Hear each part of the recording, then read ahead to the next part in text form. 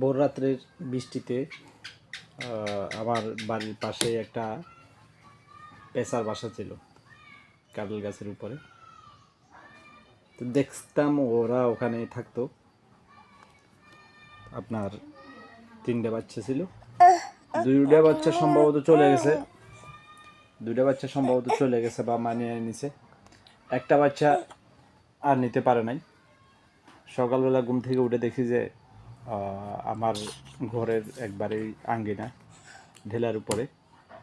এটা কি আর করব, ধরে সকালবেলায় অনেক বৃষ্টি ছিল, ভালো নেগড়া দিয়া ওরে মুইসা ঘরে নিয়ে আসলাম। এখন কিছু খাওয়া দিলাম, রাখছি ঘরের ভিতরে রাখছি। যদি তার ভালো লাগে থাকলো, আমি খাওয়াচ্ছি। আর যদি ভালো না লাগে সে তার মতো চলে যাবে, সেটা কোনো আমার ইয়ে নেই।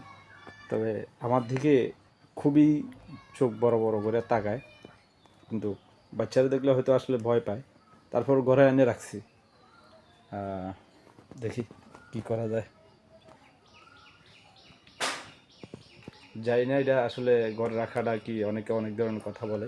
আমি জানি এটা প্রাণী, তারও একটা জীবন আছে, দেখো পশু। তাকে বাজায় দিতে পারলে হয়তো বা যাই না ওর জীবনটা ফিরে পাবে, তো কারো ক্ষতি করতেছে না। তো ইনশাল্লাহ দেখি কতদিন পর্যন্ত বাসায় রাখতে পারি। আর ওর সময় যদি হয় ও চলে যাবে ইনশাল্লাহ, পরে রাখবো না।